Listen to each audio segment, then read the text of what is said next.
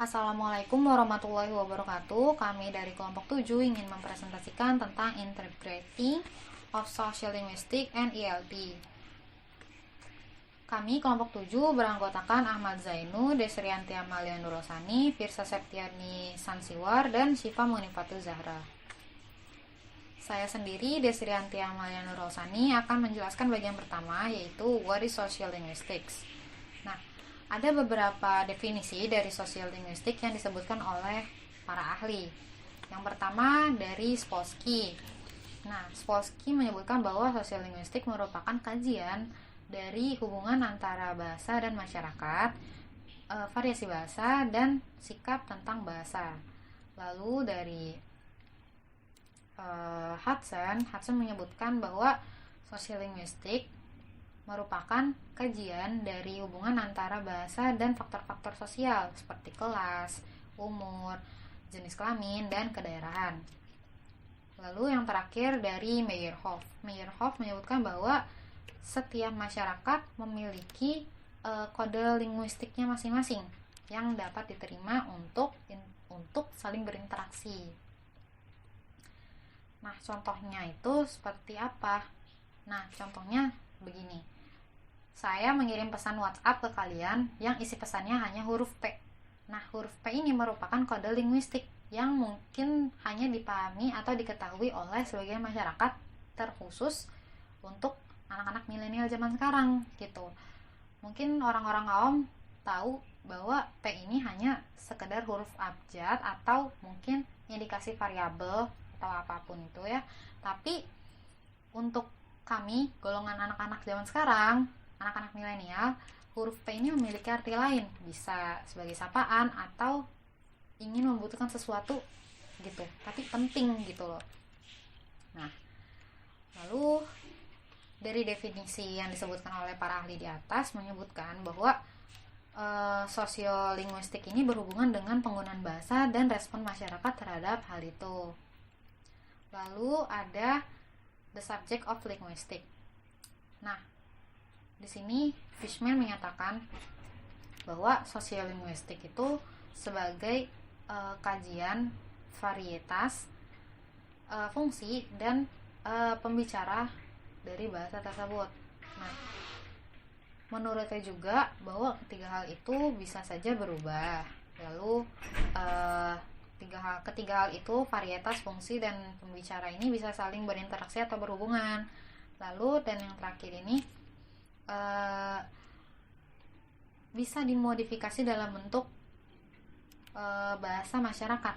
Seperti contoh yang saya sebutkan tadi ya, P ini bisa dimodifikasi makna dan fungsinya gitu. Bukan hanya sekedar huruf abjad, tapi sekarang sudah memiliki makna gitu. Lalu ada Grimshaw ya. Menurut Grimshaw ada 4 macam hubungan antara bahasa dan masyarakat. Nah, yang pertama itu ada language determines society atau bahasa menentukan masyarakat. Lalu social cultural determine language atau sosial kultural menentukan bahasa. Lalu covariance between social facts and language atau perbedaan antara fakta sosial dan bahasa. Dan yang terakhir itu ada language and society are determined by other factors such as culture, abstract structure, or biological nature. Jadi language atau bahasa dan masyarakat ini ditentukan oleh beberapa faktor seperti kebudayaan atau sifat bawaan gitu. Lalu selanjutnya ada sociolinguistic approaches. Ada 3 sociolinguistic approaches. Yang pertama, the social approach. Yang kedua ada emphasize to language varieties. Dan yang terakhir itu ada stylistic variety approach. Nah, di sini ada penjelasan dari ketiga approaches tadi. Yang pertama tentang the social approach ya. Fishman menyatakan bahwa konotasi dan melemahnya bahasa itu berhubungan dengan ucapan dan individual itu sendiri, bukan dari bahasa dan masyarakatnya. Nah, lalu dijelaskan lagi kesuksesan dari komunikasi itu karena keseragaman masyarakat dalam menggunakan simbol, entah itu simbol bahasa, linguistik, seperti itu. Lalu emphasize to language varieties ini dipelopori oleh William Leboeuf ya. Di sini kesalahpahaman antara pembicara itu didasari karena mereka itu tidak memiliki background sosial kultural yang sama gitu. Lalu yang terakhir stylistic variety approach, yaitu pembicara ini menggunakan variasi bahasa dalam berkomunikasi yang menyesuaikan dengan situasinya. Lalu poin yang terakhir itu ada micro social linguistic dan macro social linguistic. Nah, di sini pembelajaran utama dari social linguistic itu dibagi menjadi dua, ada social linguistic yang makro dan ada social linguistic yang mikro. Agak kebalik. Nah, di sini dijelaskan mikro social linguistic ini merujuk pada pembelajaran tentang fenomena bahasa dalam konteks sosial yang digambarkan atau disimbolkan oleh micro factors atau faktor mikro gitu. Yaitu komunikasi dalam lingkup interpersonal. Interpersonal ini artinya individu per individu, individu ke individu gitu. Lalu ada 3 prinsip utama dari interaksi antara individu di dalam sebuah kelompok gitu. Yang pertama ada attainment interaction of communication atau pencapaian interaksi dari komunikasi. Ada acquisition and modification communicative competence, dan yang terakhir language attitudes. Lalu penjelasan tentang makrolinguistik. Nah, makrolinguistik ini merujuk pada pembelajaran dari fenomena sosiolinguistik dalam lingkup yang lebih luas gitu. Seperti lingkupnya itu sudah ke populasi gitu, kelompok gitu ya, bukan person to person lagi. Nah, lalu ada language deployment or continuity of language. Maksudnya ini contoh ya, mungkin menurut saya gini contohnya. Saya orang Sunda, kamu orang Jawa. Nah, cara menyebarkan bahasa yang ini, language deployment itu artinya penyebaran bahasa ya. Di sini mungkin gini, saya mengajarkan bahasa Sunda ke kamu gitu, ke orang Jawa.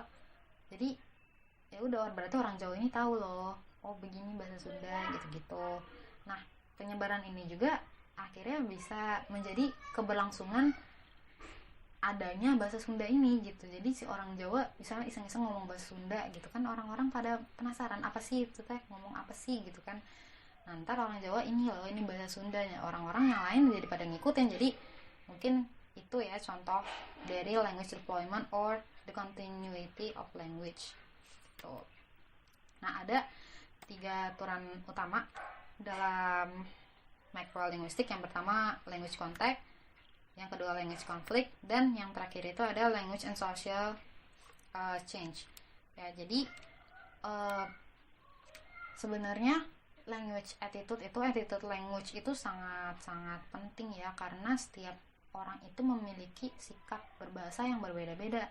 Seperti contoh, ada si A dan si B. Si A ini attitude bahasanya lebih kurang baik gitu ya, dan yang si B ini attitude bahasanya lebih baik gitu. Jadi harusnya ya ketika mereka si A dan si B ini saling berinteraksi, si A ini harus bisa menyesuaikan attitude-nya gitu menjadi lebih baik gitu. Sekian penjelasan dari saya, Desri. Kurang lebihnya mohon maaf jika ada ketidakjelasan penjelasan gitu. Selanjutnya akan dijelaskan oleh Ahmad Zaini. Terima kasih. Assalamualaikum warahmatullahi wabarakatuh. Perkenalkan, nama saya Ahmad Juni Setiawan dari kelas 5B Pendidikan Bahasa Inggris di Universitas Singapura Bangsa Karawang. Saya di sini ingin mempresentasikan materi yang berjudul language teaching. Apa sih language teaching itu? Menurut Petzold, bahasa digunakan untuk membuat pernyataan tentang identitas diri sendiri, tentang diri sendiri dalam hubungannya dengan pendengar, dan untuk menentukan situasi di mana bahasa itu sendiri digunakan. Penggunaan fungsional bahasa tidak hanya berdasarkan pada struktur bahasa atau aturan tata bahasa tertentu, tetapi bagaimana kita memahami konteks dan menggunakan bahasa untuk memenuhi tujuan tersebut. Mengajar juga dapat diartikan sebagai interaksi antara guru dan yang diajar sejauh berkaitan dengan penyampaian pengetahuan kepada siswa, mencakup hampir setiap aspek pendidikan yang diharapkan siswa untuk dipelajari dari seorang guru, dan guru akan mendidik mereka dengan menggunakan semua teknik dan alat bantu mengajar yang tersedia untuk mengajar. Pengajaran bahasa adalah proses mentransfer bahasa dengan fenomena oleh guru kepada peserta didik. Pengajaran bahasa yang berkaitan dengan masyarakat dan budaya dipelajari dalam sosiolinguistik. Terkait pengajaran bahasa, guru hendaknya mempertimbangkan faktor-faktor individu peserta didik seperti 1. Usia. Secara umum diyakini bahwa usia di mana pelajar mulai belajar bahasa kedua mempengaruhi pencapaian akhir mereka dalam pengetahuan atau kemampuan bahasa. Menurut Lundberg, pada tahun 1967 berpendapat bahwa bahasa paling baik dipelajari sebelum pubertas. Setelah itu, setiap orang menghadapi kendala dalam perkembangan bahasa. Yang kedua, konteks sosial. Konteks sosial mengacu pada berbagai lingkungan belajar bahasa seperti rumah, lingkungan, ruang kelas, dan masyarakat pada umumnya. Konteks sosial sangat penting karena membentuk berbagai masalah belajar dan mengajar, seperti motivasi bahasa asing, tujuan bahasa asing, fungsi bahasa asing yang diharapkan dapat dilakukan dalam masyarakat, ketersediaan masukan bagi pelajar, variasi masukan, dan norma kemahiran yang dapat diterima oleh komunitas tutur tertentu. Yang ketiga, konteks pendidikan. Menurut Kamarafadivelu pada tahun 2001 berpendapat bahwa tidak mungkin memisahkan kehidupan kelas dan dinamika institusi politik, pendidikan, dan kemasyarakatan, karena pengalaman yang dibawa peserta ke kelas tidak hanya dibentuk oleh episode belajar dan mengajar mereka telah dihadapi di dalam kelas, tetapi juga oleh lingkungan sosial, ekonomi, pendidikan, dan politik yang lebih luas tempat mereka tumbuh. Nah, berdasarkan uraian di atas, dapat disimpulkan bahwa faktor individu berperan penting dalam memicu dan memaksimalkan penguasaan bahasa peserta didik. Oleh karena itu, hal tersebut tidak boleh diabaikan dalam pengajaran bahasa. Sekian presentasi dari saya. Sebelumnya, saya mohon maaf jika ada salah-salah kata, dan saya ucapkan terima kasih. Wassalamualaikum warahmatullahi wabarakatuh. Assalamualaikum warahmatullahi wabarakatuh. Nama saya Pirsa Septiani Sansiwar. Saya perwakilan dari kelompok 7. Di sini saya akan menjelaskan materi yang ketiga, yaitu dengan judul Why Sociolinguistics is Necessary in Language Teaching. Yang pertama, saya akan menjelaskan pengertian dari sosiolinguistik. Sosiolinguistik adalah cabang linguistik yang berhubungan dengan pengaruh masyarakat terhadap bahasa dan sebaliknya. Pengertian yang kedua yaitu sosiolinguistik merupakan bagian integral dalam studi bahasa yang sama dan dalam studi tentang pengaruh masyarakat terhadap bahasa. Lalu di slide selanjutnya saya akan menjelaskan tentang linguistik juga. Bahasa dikembangkan dari kebutuhan untuk berkomunikasi dan berinteraksi, dan oleh karena itu pada dasarnya bersifat sosial, dan pemahaman beberapa bagian darinya memungkinkan kita untuk menggunakan bahasa secara lebih efektif. Lalu, setiap pelajar bahasa harus memiliki kesadaran sosiolinguistik, terutama karena tindakan menggunakan bahasa sebenarnya adalah sosial. Selanjutnya, saya akan menjelaskan sosiolinguistik juga. Sosiolinguistik mengambil ruang sosial dalam studi bahasa pada topik-topik yang biasanya dilatar belakangi oleh linguistik. yaitu upaya untuk memahami bagaimana dinamika dipengaruhi oleh penggunaan bahasa individu atau kelompok, variasi bahasa, dan variasi sikap terhadap bahasa. Lalu poin selanjutnya yaitu misalnya perbedaan antara cara pria dan wanita berbicara, cara anak atau remaja berbicara, atau bahkan cara kelas sosial berkomunikasi yang berbeda, tidak menyadari kesopanan sosial atau aspek sosial linguistik, dapat menyebabkan situasi yang memalukan sebagai pelajar bahasa. Lalu poin yang terakhir adalah, bagian yang paling menakutkan adalah semakin baik Anda berbicara, semakin parah penilaian Anda dalam komunikasi. Dan semakin banyak alasan Anda untuk meningkatkan dan mengembangkan keterampilan sosial linguistik sebagai aspek penting dari pengalaman belajar bahasa Anda. Assalamualaikum warahmatullahi wabarakatuh. Nama saya Syifa Munifatu Zahra. Di sini saya akan melanjutkan pembahasan yang keempat, yaitu The Relationship Sociolinguistic and Language Teaching, atau hubungan sosiolinguistik dan pembelajaran bahasa.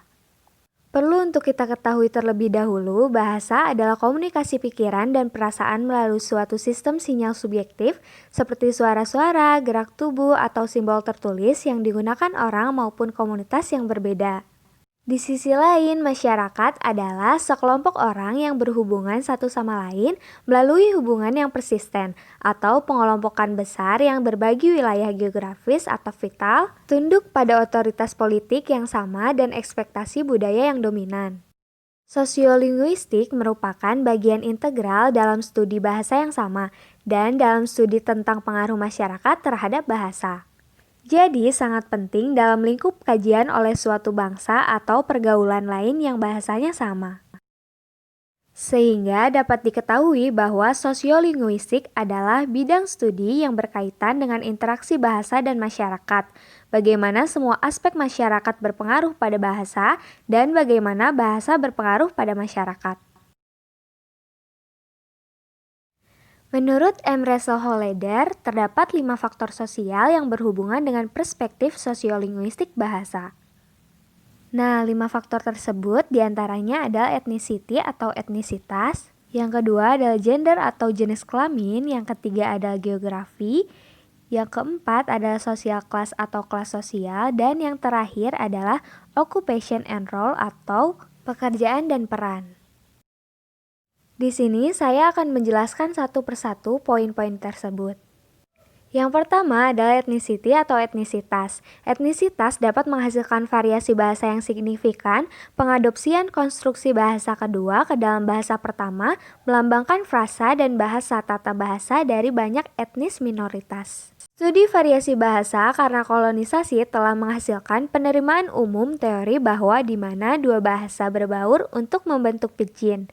Bahasa kelompok dominan adalah bukti terbesar dalam kosakata dan dalam tata bahasa kelompok subordinasi paling banyak dibuktikan. Peneliti seperti Corder SP dan Celine Kerr mengidentifikasi jalan tengah linguistik diberi label sebagai istilah interlanguage. Istilah interlanguage atau antar bahasa digunakan untuk mendeskripsikan adaptasi dari bahasa kedua dengan penggunaan bahasa pertama penuturnya. Hingga akhirnya penutur tersebut menjadi mahir dalam bahasa kedua. Namun gagasan bahwa interlanguage atau antar bahasa selalu bersifat sementara dan mewakili penyederhanaan bahasa kedua terbuka untuk dipertanyakan. Ada contoh pidginisasi bahasa yang berkelanjutan dan juga harus dicatat bahwa Labovue dalam studinya tentang pemuda dalam kota di New York melaporkan bahwa jauh dari ceroboh dan tidak tata bahasa, penggunaan bahasa mereka sama konsisten dan aturan diatur sebagai bahasa prestis. Nah, singkatnya sejarah dan politik akan mempengaruhi perkembangan bahasa, tetapi mungkin tidak selalu sepenuhnya dengan cara yang dapat diprediksi. Dengan kelompok yang menggunakan bahasa untuk dengan sengaja mempertahankan dan mengidentifikasi keterpisahan mereka. Lalu selanjutnya adalah gender atau jenis kelamin. Ada perbedaan yang tercatat dalam cara pria dan wanita menggunakan bahasa. Perbedaan ini dapat diamati di seluruh rentang variabel linguistik. Lamas dan Stockwell dalam bab mereka tentang sosiolinguistik menggunakan frase genderlek untuk mendeskripsikan gagasan tersebut. Perbedaan ini tidak terbatas pada perbedaan leksikal, Freeman, dan gramatikal, tetapi juga jelas terlihat dalam fitur prosodik. Peter Tradkill menunjukkan bahasa sangat berbeda dalam sejauh mana perbedaan jenis kelamin dileksikalisasi. Contohnya, dalam bahasa Jerman, teman laki-laki disebut Freund dan teman perempuan disebut Freundin.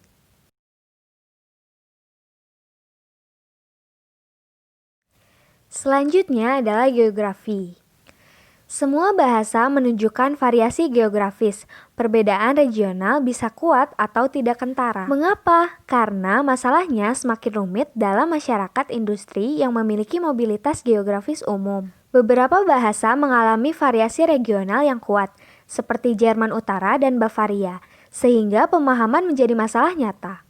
Penting untuk membedakan antara variasi regional yang dikenal sebagai dialek yang mengacu pada variasi leksikal dan gramatikal untuk bahasa standar dan aksen yang mengacu pada pola pengucapan. Dalam praktiknya, kedua faktor ini sering digabungkan untuk membentuk apa yang dianggap kebanyakan orang sebagai variasi regional yang dapat dikenali. Beberapa penelitian menunjukkan bahwa orang pada umumnya bereaksi kurang baik terhadap orang yang memiliki aksen karena lokasi geografis dan pengucapan yang bervariasi. Misalnya, seorang guru di Skotlandia mungkin menghadapi kesulitan dalam mengajar pelajar bahasa Inggris karena aksen Skotlandia berbeda dari aksen Inggris. Selanjutnya ada social class atau kelas sosial. Ada perbedaan yang terlihat dalam bahasa lintas batas kelas dalam masyarakat. Sama seperti kelompok sosial yang lebih tinggi menggunakan bahasa untuk membedakan diri mereka sendiri. Beberapa kelompok sengaja menggunakan bentuk inferior untuk memisahkan diri dari masyarakat arus utama. Nah, bahasa yang digunakan oleh kelas profesional diberi label sebagai benar dan dipromosikan oleh pemerintah, pendidikan, dan media sebagai bentuk standar. Sebaliknya, bentuk bahasa lain diberi label sebagai salah dan dianggap di bawah standar.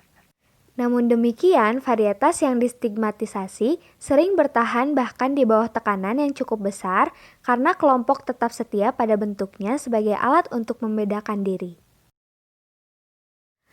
Lalu pembahasan terakhir adalah occupation and role atau pekerjaan dan peran. Telah ditemukan bahwa terdapat variasi yang jelas dalam penggunaan bahasa yang digunakan oleh orang-orang yang termasuk dalam jenis pekerjaan. Orang dari semua pekerjaan membutuhkan pengetahuan dan pelatihan bahasa dan orientasi bahasa yang berbeda. Nah, perbedaan ini tidak boleh dilihat terbatas pada profesi dengan variasi formal atau teknis, seperti hukum atau sains, melainkan mencakup setiap bidang kehidupan. Pengaruh peran tidak dapat dilihat secara terpisah dari konteks dan situasi di mana hal itu terjadi. Misalkan saat mengambil peran, dibayar atau tidak, entah itu ibu, saudara laki-laki, tetangga, atau pelanggan kita, itu memengaruhi perilaku dan bahasa kita sesuai dengan hubungan yang tercakup dalam peran. Belajar sosiolinguistik dapat meningkatkan perspektif kita terkait belajar bahasa dengan fenomena. Premis dasar sosiolinguistik adalah bahwa bahasa itu bervariasi dan selalu berubah. Akibatnya, bahasanya tidak seragam atau konstan. Sebaliknya, ini bervariasi dan tidak konsisten baik untuk pengguna individu maupun di dalam dan di antara kelompok penutur yang menggunakan bahasa yang sama. Oleh karena itu, tidak dapat dipungkiri bahwa peran sosiolinguistik dalam pengajaran bahasa memerlukan tujuan baik pengajaran bahasa kedua maupun bahasa asing. Sekian pembahasan yang bisa saya sampaikan, kurang lebihnya mohon dimaafkan. Lalu, pembahasan selanjutnya akan dibahas oleh Firsa Septiani Sansiwar. Di sini saya juga akan menjelaskan tentang materi yang kelima atau yang terakhir dengan judul Teaching English as a Foreign Language Associated with Sociolinguistics. Slide kedua yaitu pendidikan bahasa asing telah menjadi fenomena penting di era sekarang dan sebagai kebutuhan pribadi atau profesional. Orang belajar bahasa asing untuk memenuhi syarat pendidikan di luar negeri untuk berkomunikasi dengan rekan-rekan di perusahaan internasional atau untuk mempersiapkan diri untuk perjalanan dan pekerjaannya. Poin yang kedua yaitu Untuk memahami fenomena tersebut, pengetahuan luas tentang proses memperoleh bahasa, pendidikan bahasa kedua atau asing, sosiolinguistik, linguistik, psikolinguistik, dan pengetahuan khusus tentang teknik pengajaran bahasa asing dan metode pengukuran dan evaluasi menjadi sangat penting. Slide selanjutnya, menurut Yasmin Bayut 2013, signifikansi sosiolinguistik dalam pendidikan bahasa asing dikaji dalam 3 dimensi. Yang pertama, sikap belajar bahasa asing. Yang kedua, pencantuman budaya dalam pelajaran bahasa asing. Yang ketiga, kontribusi perencanaan bahasa terhadap pendidikan bahasa asing. Lalu poin penting lainnya yaitu fitur teoritis dasar sosiolinguistik dan konteks praktiknya memberikan pendidikan bahasa asing adalah konten sosial yang kaya. Lalu slide yang terakhir, poin pentingnya yaitu penerapan sosiolinguistik dalam konteks kelas dapat memberikan kontribusi yang sangat besar pada pengembangan teknik pengajaran bahasa asing. Dalam pengajaran bahasa Inggris sebagai bahasa asing juga peserta didik harus memperkenalkan penggunaan bahasa Inggris dalam konteks sosial dengan tepat. Mereka tidak hanya mampu mengungkapkannya, tetapi juga memiliki kemampuan untuk menentukan ekspresi yang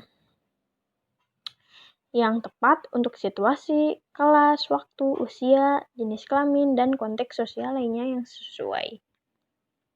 Sekian pembahasan dari kelompok kami, kurang lebihnya mohon dimaafkan. Terima kasih. Wassalamualaikum warahmatullahi wabarakatuh.